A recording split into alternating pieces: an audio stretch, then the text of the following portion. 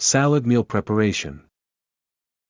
Whenever you want to consume vegetable salads, first clean and drain the vegetables before every meal. Lettuce quickly withers, so use leafy greens instead. Add a spoonful of vinegar. It is necessary to store green vegetables properly so they do not limp.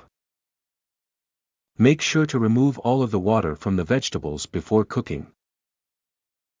Make sure to remove all of the water from the vegetables before cooking. Select firm, brightly colored peppers. You get a nice feeling by just looking at the colorful vegetables. Dice the cucumber into little pieces. The sweet paprika should also be seeded and chopped into bite-sized pieces. Cut your carrots thinly before eating. Now fill the salad bowl with the salad. Broccoli is good for health. Before adding broccoli, it should be blanched for less than 30 seconds in hot water. Rinse it in water. Doing this, the crunchy texture will last for a long time. Boil eggs in water with poached broccoli. After 10 minutes of boiling, the eggs are placed in ice-cold water. To make the eggs shells easy to remove, dip them into ice water. Cut carrots in thin slices.